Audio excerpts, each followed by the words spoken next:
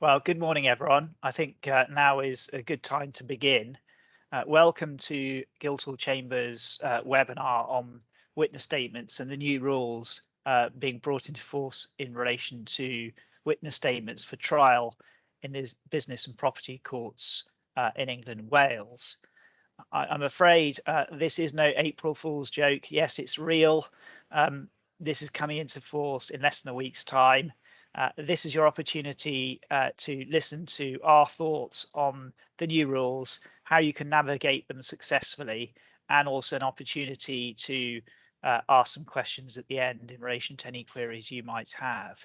So we hope that it will be a useful talk for those of you who've already looked at the rules to develop your understanding. For those of you who haven't yet looked at the rules, to get some of the basics embedded in there so that you can be confident moving forward after Easter.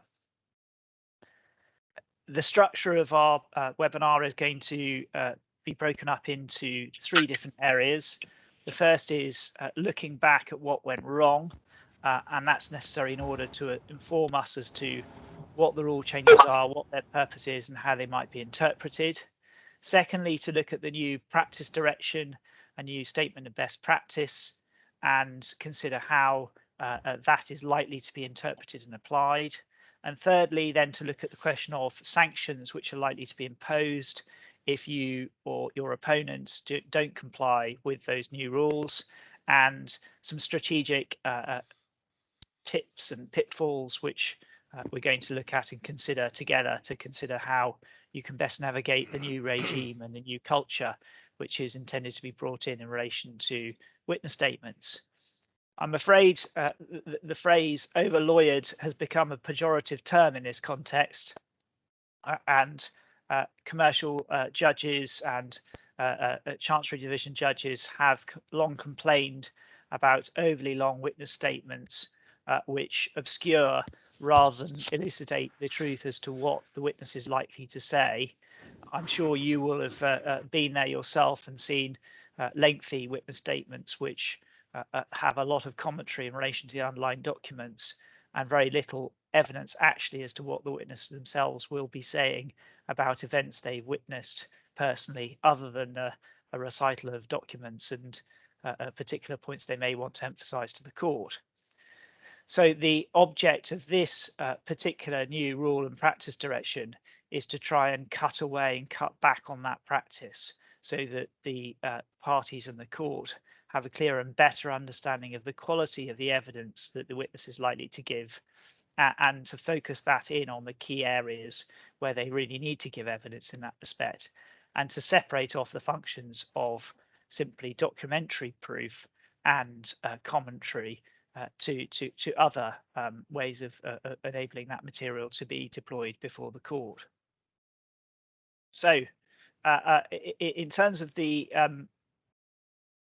first part of the talk, we're going to be looking at why the matter has come to a working group discussion from 2018, and what the result of that working group discussions were, i.e. the new practice direction, and then sanctions and strategy. So I'm going to start with looking back what went wrong, and in relation to that, as I've said a few moments ago, the genesis of all this is a discussion in March 2018 and concern among judges that statements were ineffective at giving best evidence at proportionate cost. And there were five key problems identified in the implementation report, which was published last year. The headline really being, wasn't it better when we all examined in chief? Statements were not the best evidence. There were common problems of witnesses not coming up to proof. Statements were being overly polished and became corrupted as a result of that, and too far removed from the witness's own words. The statements exchanged often portrayed very substantial differences, but when one came to trial, those differences were seemingly only fairly marginal. And lots of the statements contained what might be said to be aspirational statements of what the parties would like to remember, rather than in fact what they did remember. The second problem identified was that there's very little experience now at the modern bar, in the commercial bar or chancery bar, or indeed in outside criminal courts, family courts, as regards evidence in chief and how to examine in chief. And really the purpose of witness statements is to set out in writing the evidence in chief of the witnesses. And the view is taken that both the solicitors and the bar may have lost a bit of sight as to what that really meant.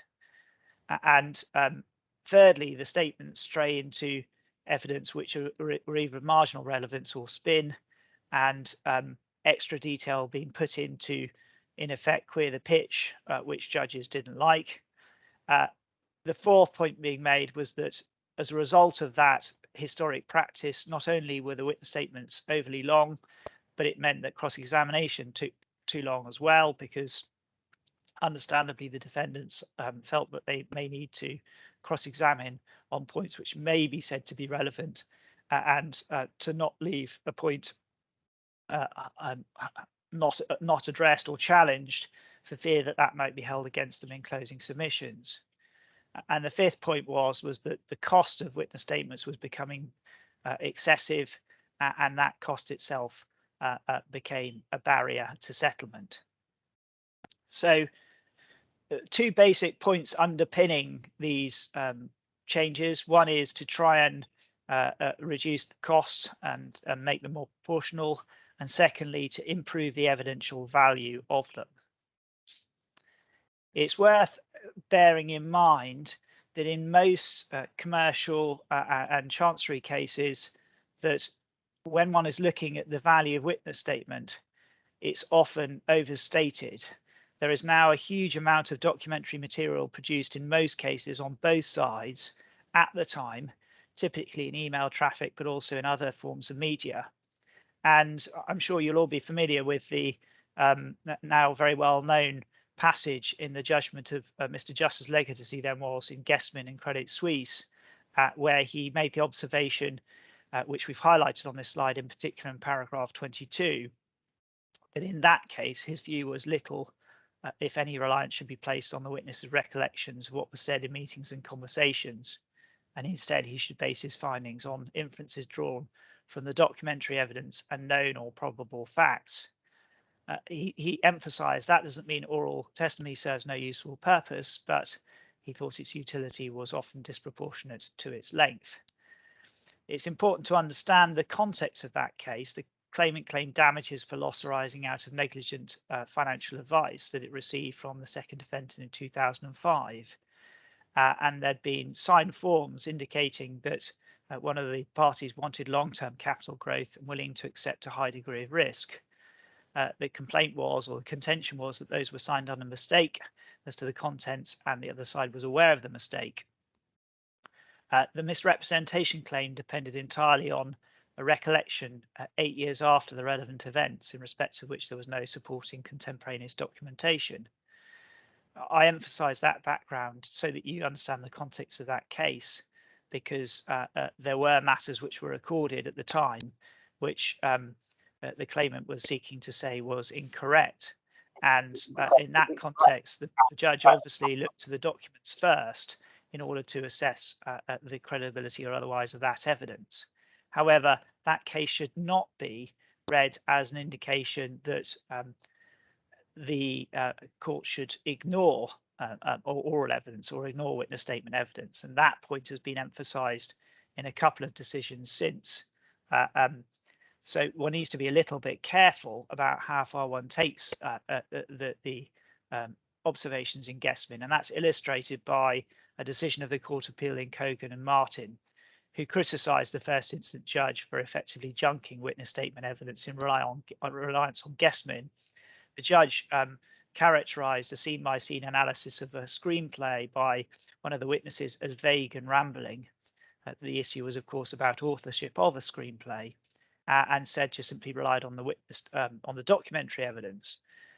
One of the grounds of appeal was that the judge was wrong to ignore that evidence, that oral evidence, and the Court of Appeal agreed and concluded that the judge's approach left the reader with no idea of what interaction there'd been between the parties. So it's important to understand that the courts are not saying by reference to these reforms and regimes, the witness statement evidence as to exchanges between the parties is not going to be relevant.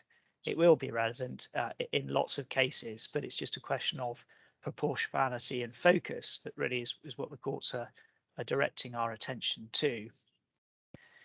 Another case, just to flag up, which is important to have in mind, of course, you'll be aware of the current existing provision that not just in the Chancery Guide or indeed applicable to the business and property courts, that paragraph 18.1 of the Practice Direction 32, which already says that a witness statement must, if practical, be in the intended witness's own words.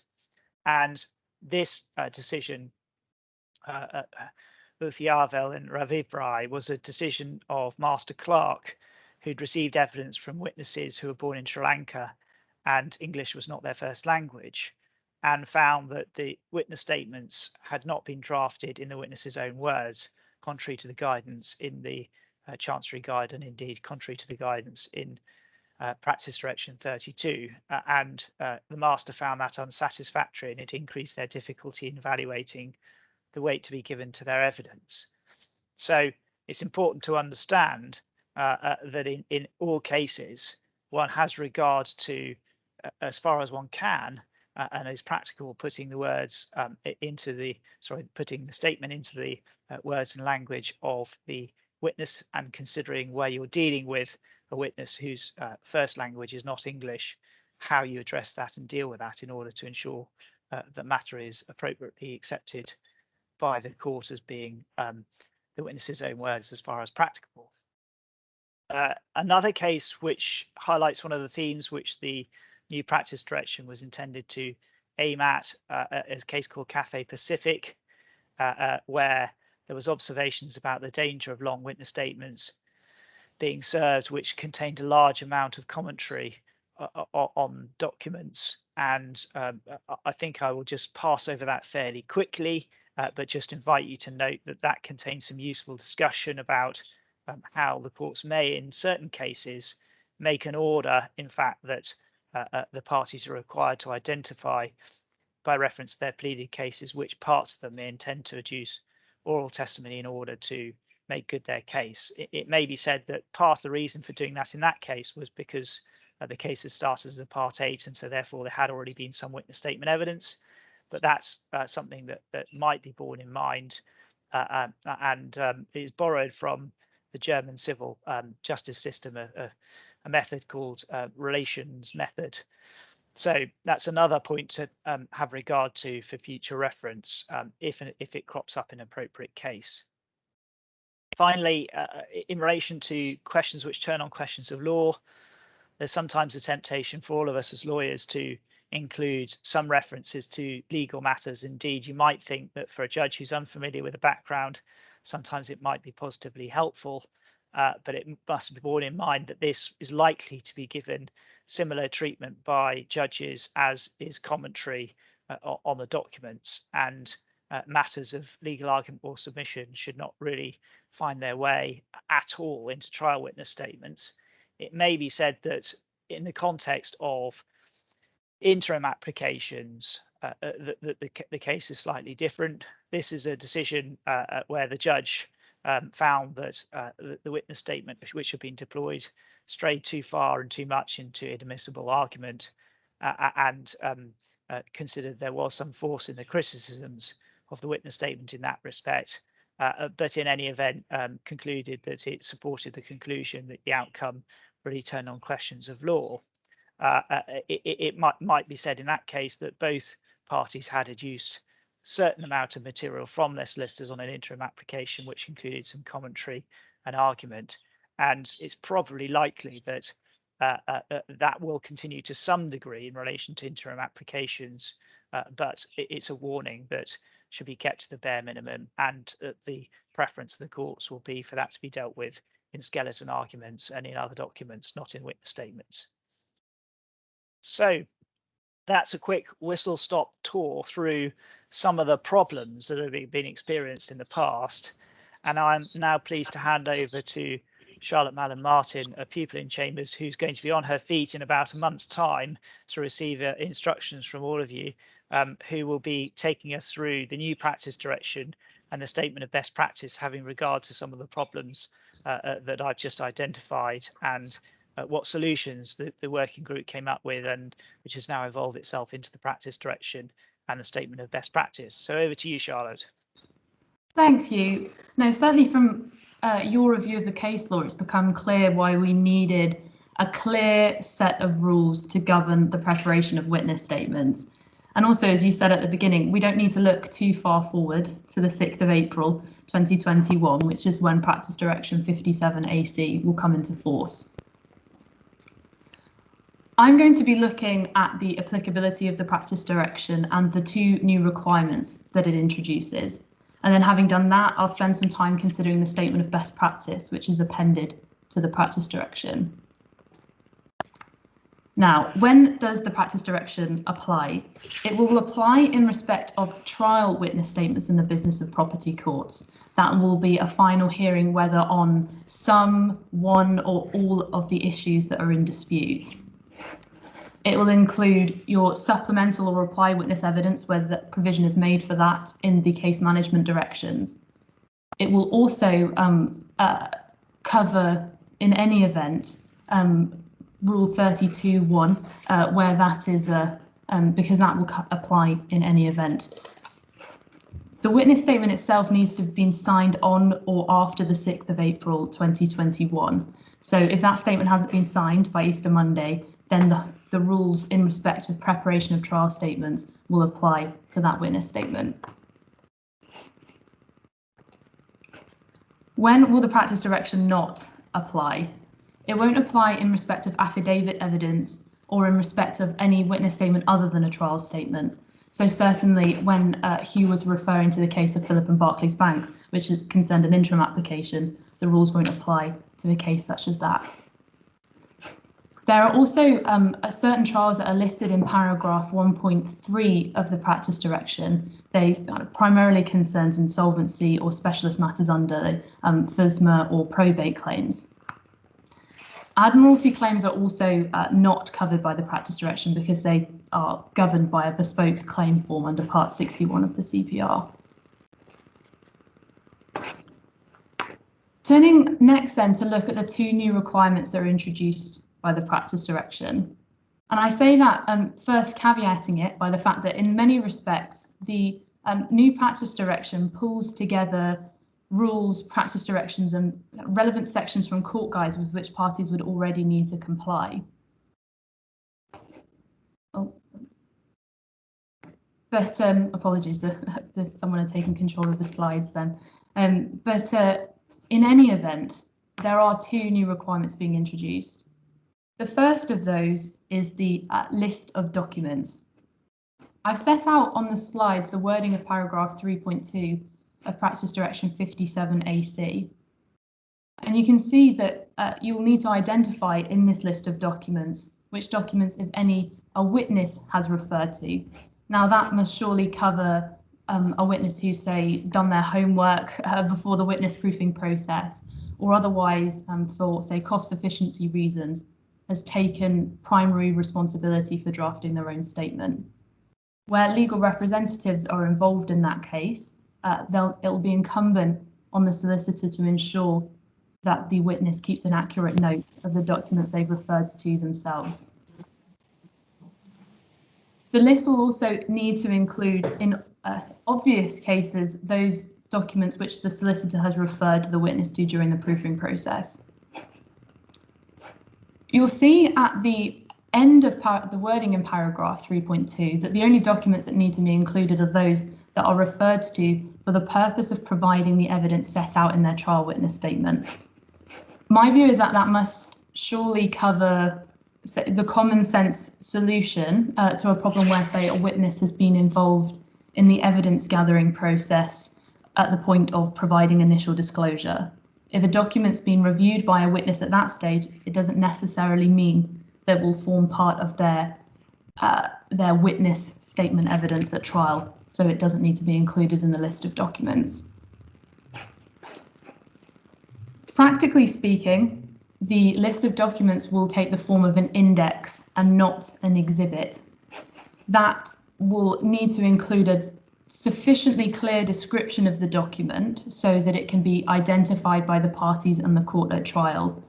One practical solution that has been proposed in the practice direction is to refer to the document by its doc ID number that would be generated during the e-disclosure process. And you can certainly see that it would be possible for other parties to view that document easily on their e-disclosure platform. The list of documents, or this requirement to introduce a list of documents, doesn't affect the privilege that might attach to a particular document. Query, though, whether you would be referring a witness to privileged material during the witness proofing process.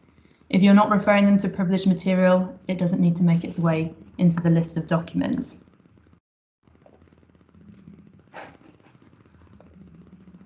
The requirement to introduce a list of documents has attracted some degree of scepticism, and indeed there was a concern amongst some members of the working group whether to even introduce this new requirement. The most principled concern that was raised by members of the working group was whether introducing a list that, say, was particularly long, included a particularly long list of documents, might raise an adverse inference in respect of that party. The thinking behind introducing a list of documents, however, is to help the parties and the court understand the extent to which they should attach weight to that witness's evidence. Now, the list of documents is intended to limit the scope for witness testimony where you have produced a large-scale review of documents which the witness did not see at the time. Indeed, this poses a risk of corrupting that witness's recollection of events. The Witness Evidence Working Group had conducted a admittedly rather small test drive to understand the practical implications of introducing this new requirement. And they considered, with the assistance of two firms, whether it would be particularly significant in terms of additional time cost to introduce this new requirement. The response overall to this test drive was quite positive, and it seemed to be that complying with this new requirement doesn't significantly add to the time of witness preparation. It's quite clear in any event, though, that this new requirement will mandate a change in working practices for solicitors, but one can hope, based on the review from this test drive, that that shouldn't be too time-consuming or costly an exercise. Turning then to the second new requirement that's been introduced by the practice direction, this is the twofold requirement to confirm compliance with the new rules on the proper practice for preparation of witness statements. I say it's twofold because first you'll need to ensure that the individual witness has confirmed compliance with the rules, and secondly, the legal representative, if one is instructed in the case, will need to endorse the statement with a certificate of compliance. I do know at this juncture there is a limited scope to apply for dispensation from these two requirements, and you can do that without notice and on the papers. But in my view, it's hard to envisage circumstances where such an application might be made or indeed granted. I have up on the slides now the wording for the individual witness confirmation. This will sit alongside the witness's statement of truth. Now, if a witness is giving evidence on their own behalf, if they're not represented, that witness themselves will need to be confident they've complied with the practice direction. But what I consider is significant about this individual confirmation is that if a witness is legally represented, or they're giving evidence for a party that's legally represented, then the legal representatives will need to be in a position to ensure that that witness is confident to sign this individual confirmation. That's certainly why the legal representative certificate of compliance has been introduced as well. I have the wording for that certificate of compliance up on the slides now, and this as I said, will bite where a party is legally represented at the time that the witness statement is signed. It's inevitable that the relevant legal representative will be the matter partner who has overall conduct for the case. But equally, it's inevitable that parties will need to delegate the drafting of statements to more junior solicitors or to more junior counsel. And that will certainly need to continue in a similar way for cost reasons. But query whether you'll need to amend your working practices in respect of drafting statements so that the matter partner's in a position to sign this certificate of compliance. And I say that it's particularly important because you can see in the final paragraph of the certificate of compliance that the legal representative needs to have a personal belief that the witness has complied with the practice direction 57AC, as well as paragraphs 18.1 and 18.2 of practice direction 32 and the statement of best practice. Now that's significant, I'd say, in two respects, because it affords solicitors an opportunity to sense check the statement that's been produced and to ensure that it's not, as Hugh said, the archetypal over-lawyered statement that will attract some degree, certainly, of criticism when it's put before the courts. But it also, I'd say, provides solicitors with a means to refuse clients' unreasonable requests to include extraneous material, commentary on documents, or impermissible opinion evidence, certainly because they might not quite see why such information or such evidence can't be included in a statement. The relevant legal representative, having individually signed this certificate of compliance, could be the subject of criticism if the judge considers that the client hasn't complied with this practice direction and the statement of best practice. I note finally, in respect of the certificate of compliance, that if a court has a reason to consider that a party was acting in person or otherwise hadn't instructed solicitors at the point when they signed the witness statement, then the court has the power to strike out that statement either on application of the court or on its own volition. And that rule is found in paragraph 5.3 of the practice direction.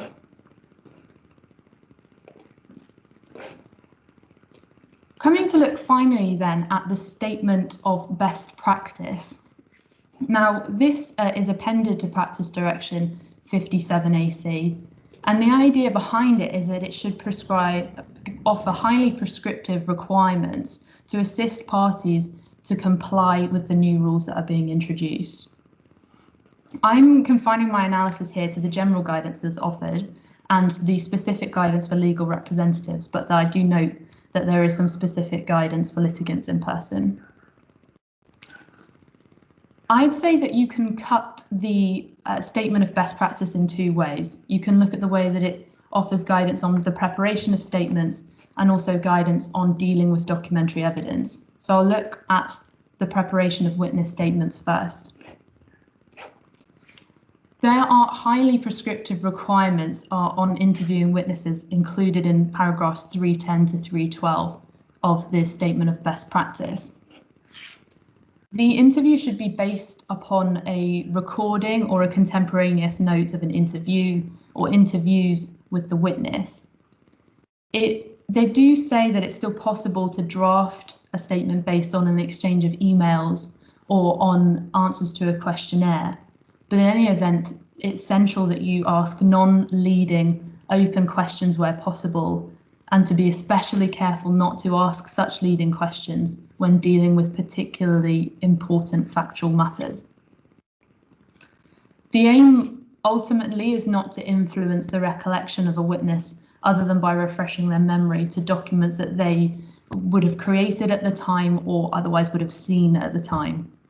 Again, as I said, since any documents that the witness refers to during the proofing process will be included in the list of documents, particular caution should be exercised before or when showing a witness a document that they would not have seen at the relevant time. In terms of what questions you might be asking a witness, Bearing in mind that the statement itself will only contain matters on which the witness has personal knowledge, the questions that you'll be considering are ones that would help parties in the court to understand what the individual had personally witnessed through their primary senses. The other questions that you can be asking a witness could concern what they thought about something at some time in the past, why they took some past decision or action, or on the flip side, you could include what they would have done if facts or their understanding of them had been different. The statement of best practice also makes clear that you can include hearsay evidence in a statement, so at least we can be confident that those rules.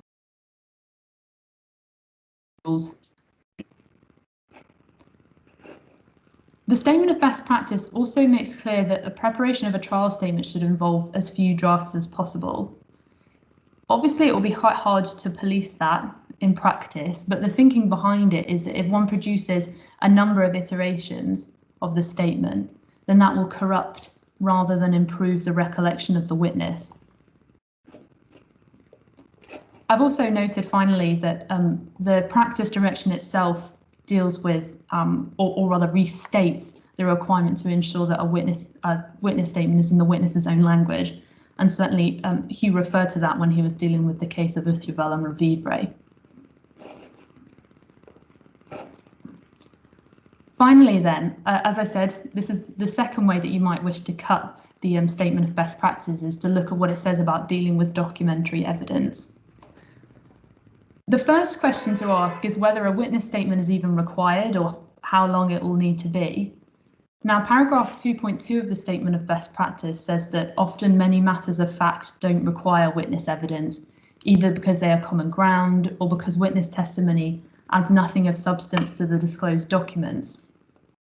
Equally, you might find yourself dealing with what's a pure question of law, like in Gladman, a case to which Hugh referred, and in that sense, witness testimony will not assist the court to any great extent. Having decided whether you need to include a witness statement, if at all, then you need to consider how to refer to the documents in the statement as well. Paragraph 3.4 and 3.7 deal with this in particular, and now documents should only be referred to where necessary, and particularly where a witness needs to state whether, and if so, how and when, the witness's recollection in relation to an important disputed matter of fact has been refreshed by reference to documents. Now, I note that's certainly something that a witness individually needs to attest to when they're signing their individual confirmation. So you need to be confident that references are made in those instances.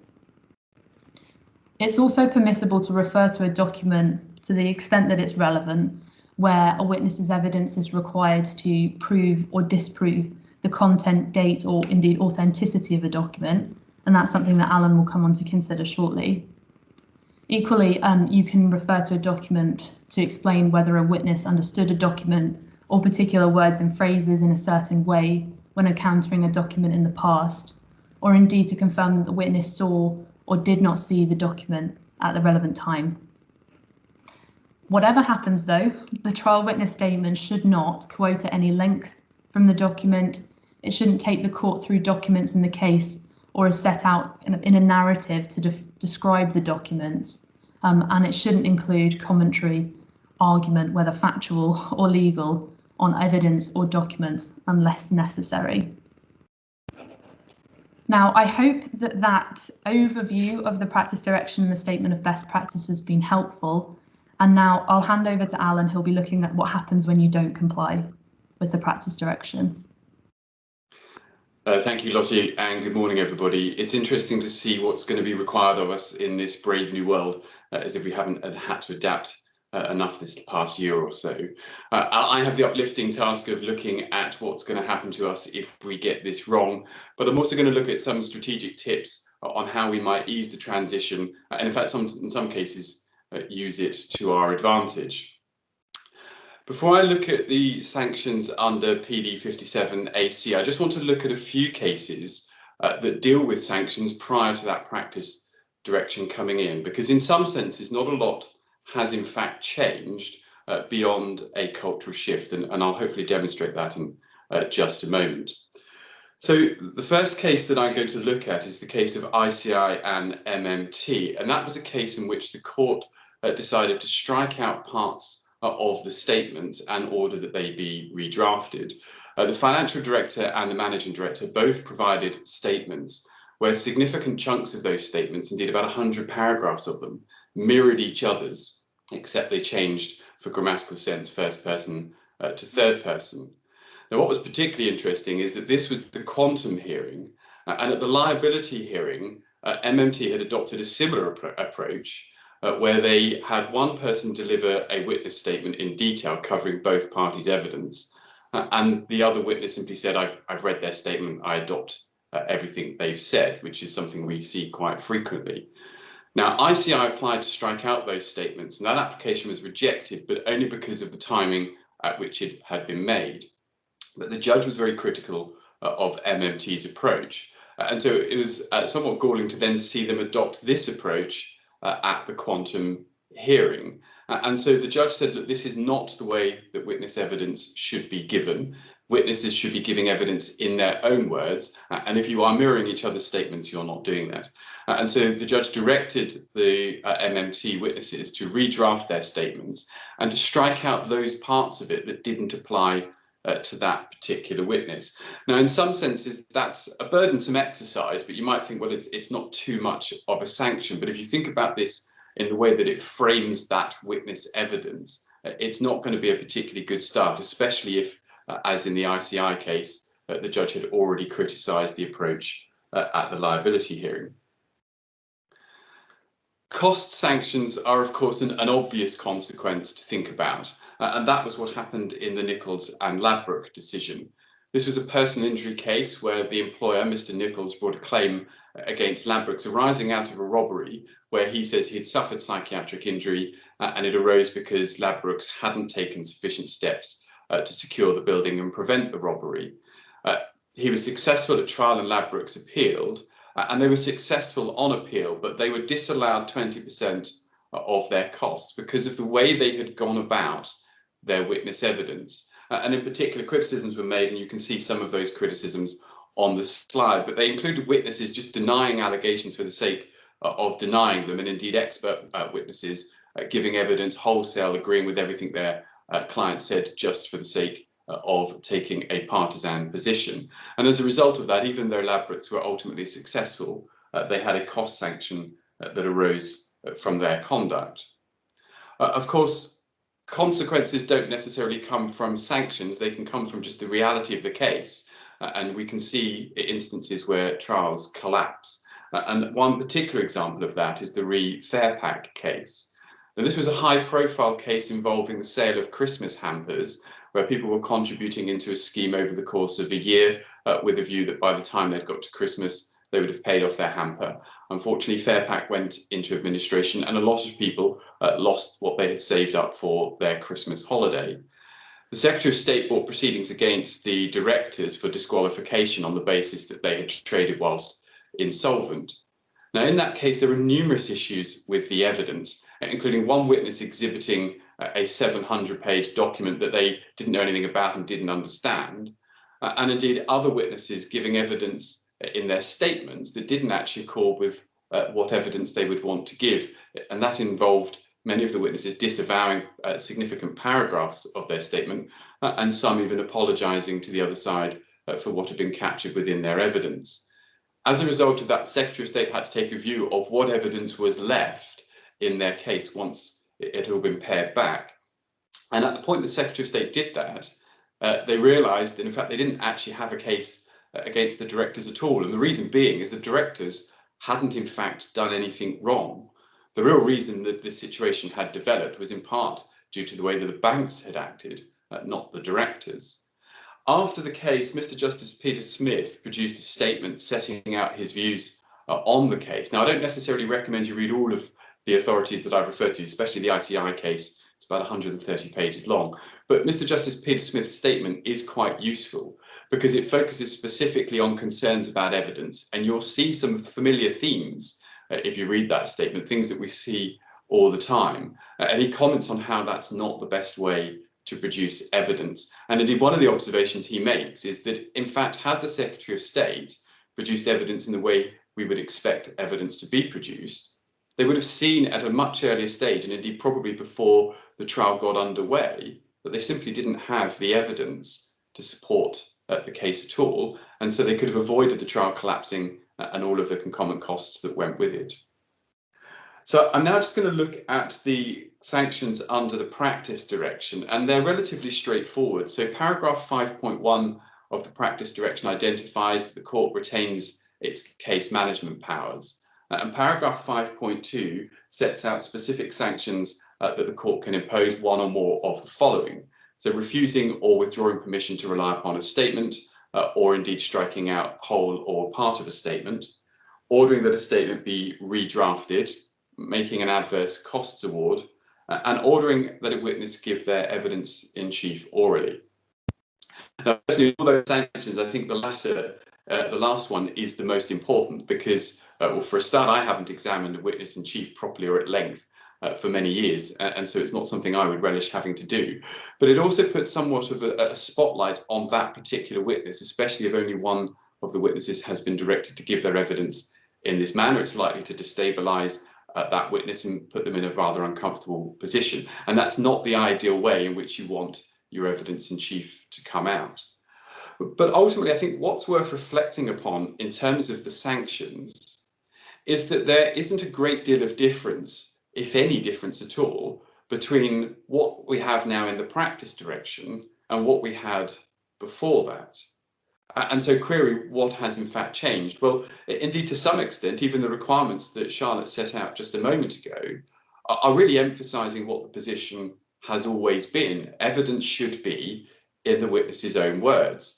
Now, of course, we now have the compliance statements that we need to supply with the witness evidence, and that's a formalistic step that has changed. But really what this is about is a focus shift and a cultural shift. What I think we can expect to see is greater reliance upon these sanctions. You can bet your bottom dollar there are going to be greater number of applications seeking them, and more likely a greater number of those applications succeeding, because by spelling it out within the practice direction, there is an emphasis on this is the way the culture should shift, and if we don't shift with it, we can expect those sanctions to follow. So I'm now going to look at what sort of things can we do strategically to adapt to this brave new world, and how, in fact, can we use it to our advantage? Well, the obvious first step is to avoid sanctions. Make sure we stick on the right side of the line, because it's going to severely hinder our case if one of those sanctions is imposed. But of course, when anything like this comes into play, you can use it to your advantage. And so sanctions become something of a sword that we can use to wield against our opponents. So we're going to be wanting to review their statements. We're going to be wanting to ensure they are compliant, and where they're not, we're going to want to be proactive in pushing for those sanctions and boxing clever and getting the other side to go on the back foot. One important thing that I think is going to be very easily overlooked is timetabling of cases. And this kind of dovetails with my penultimate point about road mapping, which I'll come to in just a second. But the timetabling of a trial is going to shift. So if witness statement is now going to be confined to the factual evidence that a witness can give, naturally the statements are going to be shorter, at least one would expect them to be. And then equally so too would cross-examination. This picks up on Hugh's point that when we're cross-examining lengthy statements, there's a fear that if we don't address something in it, somehow it's going to come back to bite us. And so we try and address it as much as possible, even if in reality we don't need to. Of course, we also see bad habits in cross-examination as much as we do examination in chief. The amount of times we'll see advocates cross-examine a witness just in the form of taking the witness to a document and saying, look, that's what that document says, that's right, isn't it? Now, that's a pointless question, but it's something we're all guilty of, in part because what we're wanting to do is make sure that the judge has read that document. We want the judge to take note of that particular document, and this is a convenient way of doing it. Now, if we can expect examination in chief to depart from that process, we can equally expect cross-examination to depart from it. And so evidence, and in totality, should ultimately be shorter. But the flip side of that is we're going to need to use documents in a different way. We're going to need to do the heavy lifting that's been done by witness statements at different parts of the process. The most logical place is going to be in submissions, and so our submissions are likely to be longer because that's the point at which we will draw together both the witness evidence, the documents, and make our comments, arguments, and submissions. But also we're going to want to allow greater reading time for the judge because that's the point we're going to want them to actually pay attention to the documents. Now, I think many of us would say that reading time is not given proper regard already.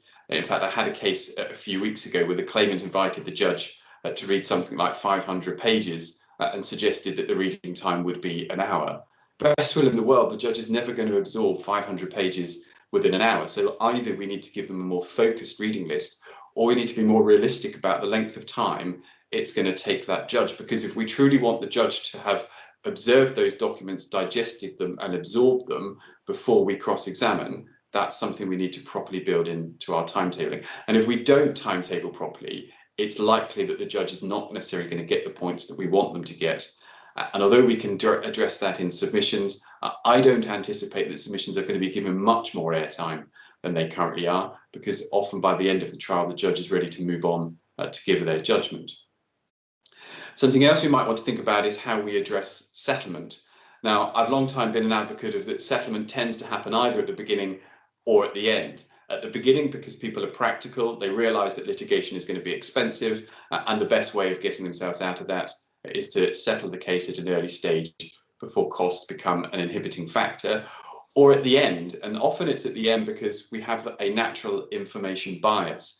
People don't like making decisions until they have all of the evidence and all of the documents and statements that the other side might be presenting, because it's only at that point that you can truly see how the case is going to look. Now, that information bias comes with a cost because, of course, it means investing in the case to get to that stage. And often that investment then provides an inhibiting factor to settlement. But we tend to use witness statements to at least help with that process, to explain to the other side what the documents show and how their case is a weak one. Well, of course, the statements are not now going to be able to do that.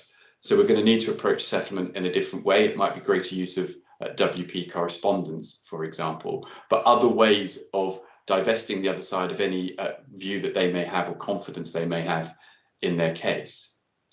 The last 2 points I'm going to deal with in some detail, so I'll just highlight them. The first is providing another roadmap for trial, and the second is being mindful of the effect of Rule 3219.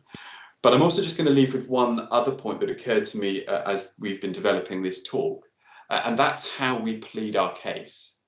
Because we often draft our statements at the moment to make sure they're consistent with our pleaded case, and that tends to lead to statements being over-lawyered, somewhat legalistic.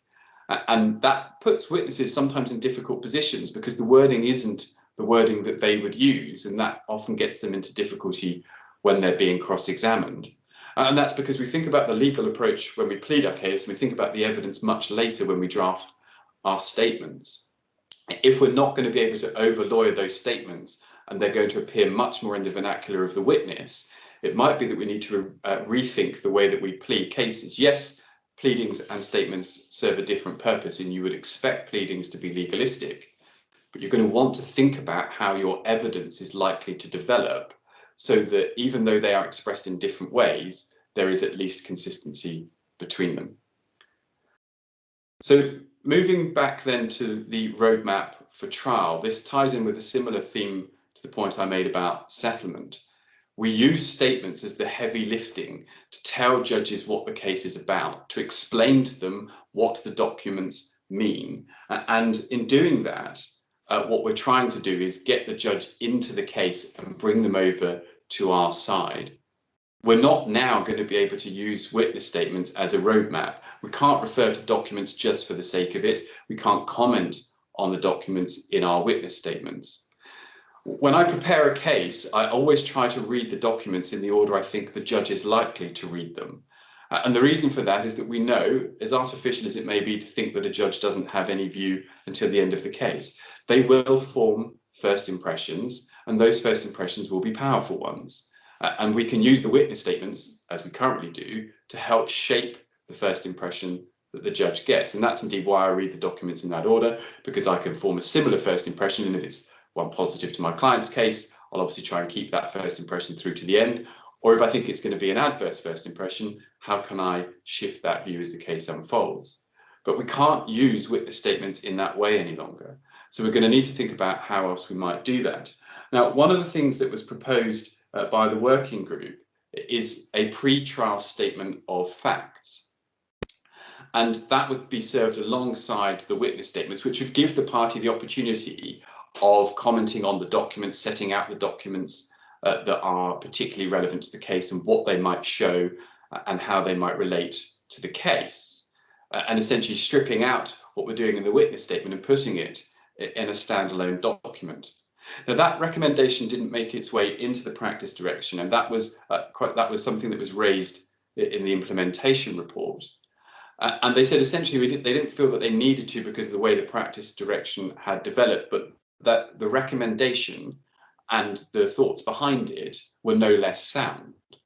And so though it's not part of the practice direction, it's something that we might want to consider inviting the court to direct in any event, or indeed even if the court doesn't direct it, perhaps providing something akin to it in a standalone document voluntarily, because then we can still achieve that heavy lifting in that standalone document without falling foul of PD 57AC and the sanctions that might follow. Equally, we can use skeleton arguments. Of course, there's a danger with that because they then stop being skeleton and start becoming far more meaty. I think that's actually something that's happened already. But also it means that the skeleton argument is foreshadowing far more than we might otherwise might want to do. And indeed, that leads me on to my third point. I think we also have to question, do we want to signpost at all? Now, in most cases, the answer to that is probably going to be yes. But that might not always be the case, because, of course, if we're signposting for the judge, we're telegraphing to the other side. And then, of course, that gives them an opportunity to adapt, especially if we're doing that either as we currently are in witness statements or if we adopt a standalone document. And it might be that actually if the real purpose of submissions is to do what statements are now doing, that's the best place to deal with these issues. Because we don't telegraph what we're going to be doing to the other side, and we can deliver our coup de grace at the end at a point when it's really too late for them to respond. Now, we'll have to weigh up, is the first impression the judge is likely to develop an adverse one if we don't signpost? And if it is an adverse one, is it something that we can address later? Is our coup de grace strong enough that actually we can divest the judge of any first adverse impressions that they have? Of course, it's not a one size fits all, and it's something we'll have to think case by case. Lastly, then, I just want to flag up a little quirk of Rule 3219. And we've had a little bit of inside intel on this. And in short, the working group did not consider the effect of Rule 3219. But they say that they don't see it necessarily is an issue. So 3219 identifies that a party is taken to admit the authenticity of a document unless they serve a notice. But what's particularly important as it relates to PD 57AC is that the timing of that notice is the latter of either the last date for exchange of statements or within 7 days of disclosure. So it doesn't actually matter which way round that is. What it means is that when we serve our statements, if we're doing them by simultaneous exchange, you're not going to know if the other side are going to challenge the authenticity of a document. Now, to some extent, you may think, well, that doesn't matter because witnesses should be giving factual evidence, and the factual evidence should therefore simply address what that witness is going to have to say about the facts. And if any document is challenged at a later point, then of course they can potentially provide a supplemental statement. Now, if you think about this, it's a little bit of a pitfall. And it's a pitfall in the sense that if you are going to go all in, assuming that witness evidence is going to be based just on the facts and the documents are not going to be challenged, and then later the other side serve a notice saying we challenge the authenticity of that document, we think that email has been fabricated, or we think that handwritten note wasn't made at the time. So if you think about this as a bit of a pitfall, you might want to ask yourself, would I rather preemptively build a bridge over it, or am I going to deal with it reactively? And again, there isn't one size fits all. It may well be that the other side have indicated in correspondence that they're likely to challenge the authenticity of a document, well, in those circumstances, you're going to want to deal with it preemptively. Maybe that it's obvious that they're going to do so, in which case, again, deal with it preemptively. And we can do that in one of two ways. We could either invite the court to depart from the timings in Rule 3219, subparagraph 2, and ask them to direct that if any document is going to be challenged, that notice is given prior to the exchange of statements, although query if that's as a routine matter, of course, whether the 3219 continues to apply. But if the court isn't going to do that, we can still deal within our statements. But by doing that, we might well indicate to the other side, we anticipate that they're going to have a problem with some of these documents, and it might not have occurred to them. So, of course, the backup is going to be wait to see what they do, and then, if need be, provide a supplemental statement. Of course, case by case, we'll have to decide which of those is the best strategy. But what's important is at least to have this on our radar as something that we need to consider, because it's a quirk of how this has developed. I hope that's been useful throughout these 3 slots from Hugh, Charlotte, and I. I think this is a topic that actually lends itself to discussion. So please, by all means, open your cameras and microphones, ask any questions that you have of us, or indeed give us your views on any of the topics. But thank you for coming along this morning, and it's been our pleasure to help you with this topic. Thank you, Alan.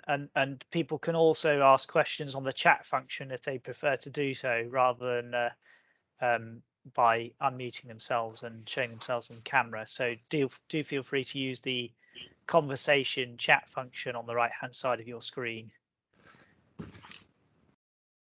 Whilst we're waiting for a question, a point occurred to me, Alan and Charlotte, which I don't think we've directly addressed, but it's an indirect consequence of the changes of the rules, is that whilst there aren't any dramatic changes on the face of it in terms of compliance, in terms of what we're supposed to comply with, undoubtedly is a great culture shift, but also with a statement of best practice.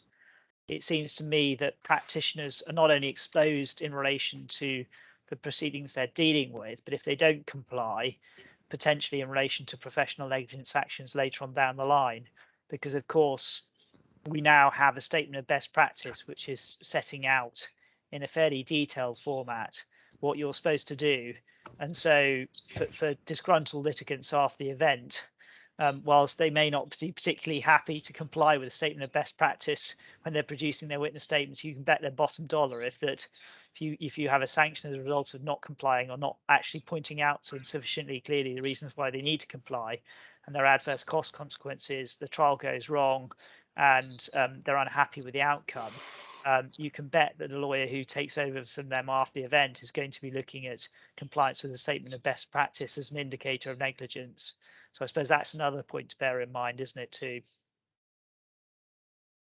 Certainly. Like you can see on the certificate of compliance that you take personal responsibility for ensuring that you and your client have complied with the practice direction, whether that's 57 AC, paragraphs 18.1 and 18.2 of practice direction 32, and the statement of best practice. Yeah. So I think in cases where the solicitor's defence might be, well, you know, it's all very well you trying to complain about this, but you were all up for putting all this material in. Indeed, you insisted on it going in. Is going to be probably more difficult to try and sustain that line of defence or argument when things go wrong.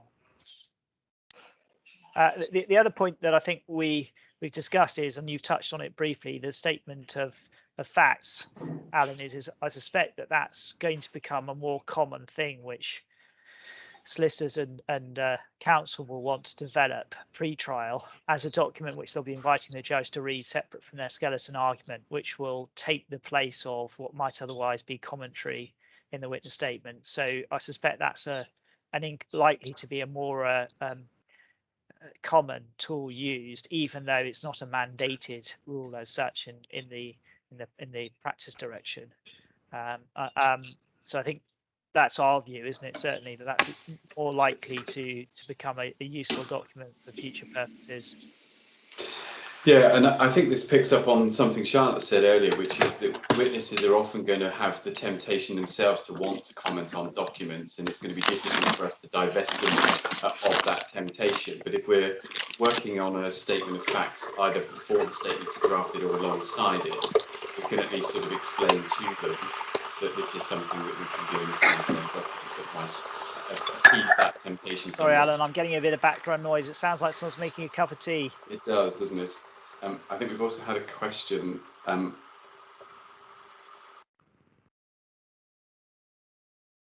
So we've had a question in from Suki Mills, who's saying, I'm still concerned about how we deal with the client witness because I provide all documents to the client to obtain their instructions.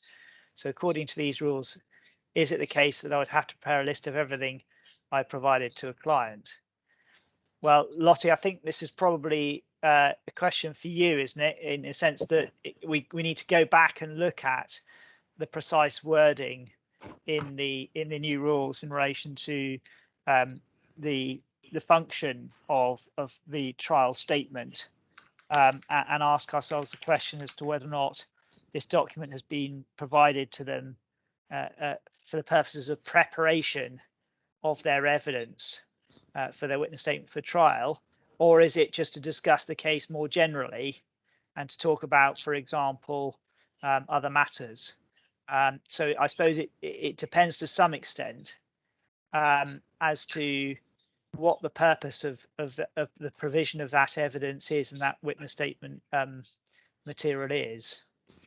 I don't know if you and Alan want to offer your thoughts on it. No, I agree. It largely depends on the purpose for which you're showing the client those documents and perhaps the proximity to commencing the witness proofing process. If you're starting to circulate documents very close to preparing witness statements or interviewing that witness, then undoubtedly their recollection of events will be coloured by those documents. But as I said, you could arguably draw a distinction between that instance and compiling a list of documents for the purposes of initial disclosure under Practice Direction 51U. In that instance, you're not necessarily referring to those documents for the purpose of providing evidence to set out in their trial witness statement. That's certainly how I would draw a distinction. But Alan, please shout if you disagree. No, and actually James Taylor's asked a question that I think to some extent dovetails into this. Is there a risk of intrusion into what would be privileged discussions with a witness or indeed a client? Is there a conflict here? And I think that potentially references what if we've given them privileged documents. I think the key is in paragraph 3.2 of the practice direction, the requirement to identify the list of documents is if the witness has referred to or been referred to for the purposes of providing the evidence set out in their trial witness statement. And there's two things there, for the purposes of and a reference to their trial witness statement. So it might be that they've made a witness statement for an interlocutory matter.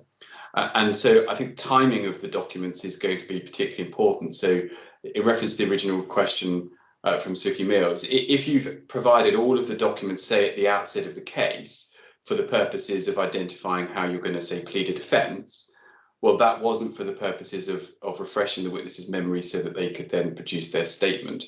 If, of course, you provide all of the documents right before they then produce their statement to get their instructions on how the statement is to be put together, well, then in reality, you're likely to come within paragraph 3.2.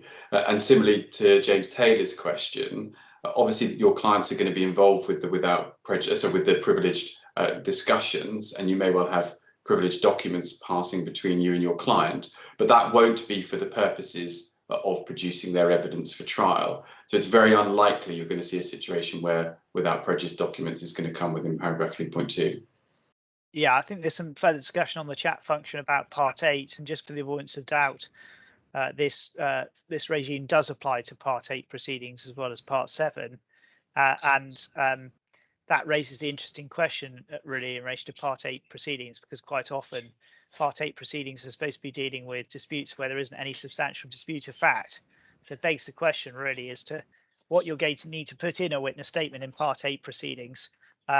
Probably they would need to be fairly brief and be more setting out an index of documents which perhaps you want to prove or reduce, but it's not immediately obvious how easy it's going to be to comply with the practice direction in the context of Part 8, where you're probably not going to need so much oral evidence. I suspect the reality is the judges will approach this with some sense and practical sense in mind.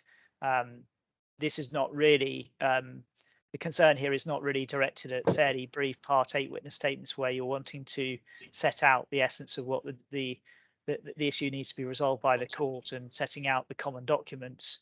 It's really about lengthy trial witness statements where there's a huge amount of commentary and argument. That's really what it's directed at.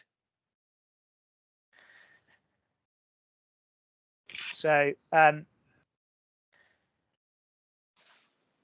think there's a question about whether or not they would apply to. The question as to whether or not we end up with a sort of a two-tiered system with shorter witness statements in business and property courts, but longer witness statements in other trials. I think the short response to that is, technically speaking, there should be no difference, because really the substance of what the new rules in relation to the business and property courts are doing is seeking to encourage a culture shift and a change in all witness statements. Obviously, there's the innovation of referring to a list and index of documents, which is an innovation. But if your judge is sitting in the business and property courts and they're also sitting in other courts, we think it's quite likely that as a result of what is intended and expected to be a culture shift, that judges in those other divisions will be asking themselves the question, well, have these parties in any event complied with the requirements under Part 32, and in particular paragraph 18.1 of the practice direction, which already spells out certain requirements requiring the statement to be in the witness's own words, and already contains the essence of the requirement of what witness statement should be. So I suspect the short answer to that is you should be prepared for judges to take a more proactive view in relation to other proceedings as well. Yeah, this is my sort of cultural shift point, isn't it? It's not really a substantive change in many respects. The list of documents and the statements of compliance, those sort of logistical issues are changes, but the underlying principle that statements should be in the witness's own words has always been there. And indeed, as I said at the first part of my talk, many of the sanctions that we see spelt out in practice direction 57 AC are sanctions that have been imposed in any event. All this is really doing is underscoring and making sure that it's firmly in our mind what has always been there. And so certainly within the VPC, you're going to expect this to become front and center, but I don't think we could say that in all other courts, you could just disregard it. Suki's raised another interesting question about the process whereby you go through the process in accordance with a statement of best practice of taking your client through the proofing process in the manner of asking them open questions, etc., only by reference to documents they would be in a party to, and then show them contemporaneous documents, then their recollection changes. You'll have to flag this up to the client as a risk. That's right, but I suppose you have to ask yourself the question, I suppose, what documents are you showing your client in that respect? And if you're only showing your client the documents which are the contemporaneous documents which they've been a party to, then the other side aren't going to know, are they, what the final product of the witness statement is. This doesn't bust privilege. So to pick up another point, which I think another question which has been raised, simply because you may be even considering privileged documents with the client doesn't mean you have to refer to those in the witness statement or include them in the index. And indeed, you probably shouldn't be doing that, because they're not going to be giving evidence at trial in relation to those documents. So this doesn't do anything about busting privilege or the duty of confidentiality as between the client. And yes, you're right to identify that if the client initially comes to you with one story and then they alter that story depending on having seen contemporaneous documents which they were a party to, then it's probably quite likely that in actual fact, somehow or other, they've obtained an incorrect recollection of events, because simply through passage of time, through looking at other documents, having other conversations already before they've come to you, they've come to a belief which perhaps may not be accurate. And so it's my own view that you should certainly still be showing your clients the relevant contemporaneous documents as part of the proofing process. the category of documents where you may want to consider whether you show them the documents if they haven't already seen them. And I suspect the reality is in most cases they will probably have already seen them and consider them themselves, is third-party documents which they haven't seen. And one way of dealing with that might be to say something along, if you have shown them and seen them, or they've seen them after the event before you've actually signed off the witness statement, is to say something like, for the avoidance of doubt, after I'd substantially completed the process, I was shown documents X and Y, and I didn't see them at the time. But I mean, that's a sort of a fact sensitive question according to the case, how you deal with that in each case. And I don't think there's any sort of one size fits all answer to that. And of course, you want to be careful about how you don't end up waiving privilege in relation to the contents and the communications you've had with your client. I think Charlotte made a good point earlier, so I'm not sure if the slides have remained corrupted, but one of the points she identified as the statement of best practice is we should limit the number of drafts of a statement because that potentially risks corrupting their evidence. But what the statement of best practice doesn't do is say you have to provide to the other side all earlier versions of a draft statement so that we can compare and contrast. And so inevitably there is going to be a process of their recollections being refined. And as Hugh says, we're not required to tell the other side how we get to the final position on evidence. I'd also say, again, the fact-sensitive point, it depends upon to what extent a witness's recollection has been so faded and they've had to extensively lean on the documents. But evidence isn't intended to be a memory test. And the reality is, if, for example, it's a nuance point, you might think that something was said in a particular way, you refer to a document and you realise it was said in a slightly different way. Well, I don't think that's likely to undermine a witness's credibility. I think the real point, again, is the point Charlotte made, if what you end out with is a witness statement that's got a lengthy index to it, because that document needed, that witness needed to rely upon a lot of documents, well, that might be something that's taken into consideration, but it will be the list of documents rather than the evolution of their evidence and how it got to its final draft that I think is likely to be the issue. And as Charlotte pointed out, to some extent, even the requirement in the statement of best practice to limit the number of drafts is going to be difficult to police because there's going to be no requirement to tell the other side how many drafts there were. Yeah, I mean, there may be the odd case where you do need to think carefully about how you deal with witness statements where your client's evidence is unlikely to be certain on any particular points, but actually you're probably much better to address that early on and to just have an accurate statement of the witness's recollections, even if it's not certain, and to allow the documents to put that into context and support it. And that's actually much more likely to be compelling to the trial judge than an overstatement by the witness as to their recollection of events and their certainties as to what was and wasn't said. I think we need to move away from the idea that the judges are going to be hugely impressed by necessarily oral testimony as to what was or wasn't said and their certainties in that respect. And modern psychology suggests that even when someone says, this is imprinted on my mind, I had a very clear recollection of it, etc., but we all know that, I'm afraid, human memory can be a little bit like a computer, can be overwritten and overridden by subsequent thought process. So even if the witness is very convincing, and indeed has convinced themselves they're telling the truth, it may not necessarily be giving an accurate story as opposed to telling the truth of what's in their mind at the time. So that's, I think, a thing we all need to have regards to, and you're probably helping your client by going through this process and providing an accurate portrayal as to what their evidence is likely to be at trial. But you might want in certain cases to be thinking about where you put ADR windows in, depending on your proofing process and earlier stage. And this probably does mean that another good practice point we should be thinking about is, should we be thinking about as Allan said, when we're doing our pleadings, having an additional column in the pleading, which next to each paragraph says, okay, what's the document I'm going to be relying on, or the witness I'm going to be relying on in support of this averment, and identifying them by reference to a list or an internal categorization And if you can go through your whole pleading and actually say, well, every single one, I've got a document which supports our case in this respect, you can be a lot more relaxed about how you then address the witness statement evidence process and keeping it light and making it a more compelling read for the judge as a result.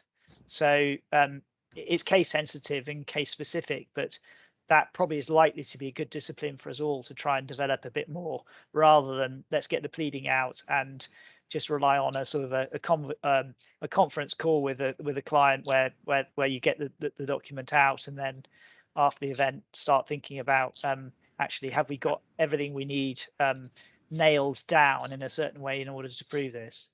I'm sure most people probably go through that exercise anyway, mentally, but it may well be worth starting to try and have a documentary record, formulaic process, a bit like the German relations method process, which was contemplated in Cathay Pacific.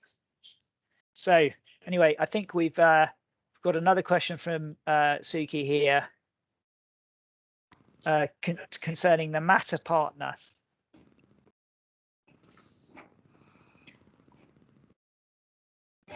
Now, looking at the definition of relevant legal representative, which is set out, it's at paragraph 1.2 of the practice direction, it'll be the legal representative who's authorised to conduct litigation, who's had responsibility for ensuring that the purpose and proper content of trial witness statements and proper practice in relation to their preparation has been explained and understood by the witness. Yeah. So in one sense, it might cover a solicitor, but equally, one would need to query. I think when I was considering why it might be the matter partner who signs it, I'd reflect on who might be signing the certificate of compliance that would accompany the single joint DRD that might be filed ahead of a CMC, for example, under Practice Direction 51U. If the solicitor's signing that certificate of compliance, it might be that they're in a position to sign the certificate of compliance for trial witness statements as well. But I do think it might be, again, depend on the nature. Depend on the structure of the firm. I don't think this is actually intended to require a wholesale shift in the practice in that respect, is it? What it's really just pointing out is the person who's in charge, responsible for the litigation within that firm, is the person who should be signing it off. So if you've got a firm where you've got more junior people working below you, and they're not signing the actual form, but they're the ones who are conducting the proofing process, then you need to think that through. I think that's really the point you were making, wasn't it, Charlotte? Certainly. So hopefully that answers that question, Suki. So it's not a hard and fast rule that it needs to be a partner. Well, I think probably as it's Easter weekend beckoning, we'll allow the chat function to have one last question, and then our free offering of this webinar is going to close, and you're going to have to pay for any further future advice you require on this, I'm afraid, or perhaps just view it as a useful adjunct to the instruction process of members of chambers in the ordinary way. I'm sure they'll probably be happy to have a chat through with you on individual cases when points crop up. In terms of any other questions, thank you to all those who've asked the questions. They've been thought-provoking and productive. And have we got any final ones coming through, or are we pretty much finished? I think we're almost there, aren't we? No further questions? Going, gone. Right, well, thanks very much, everyone. And I'm sure we'll be offering webinars after the Easter break, and we'll signpost those in due course through emails and on our website. Thanks very much for participating in the seminar today, and we hope you all have a great weekend. Goodbye. Safe, everybody.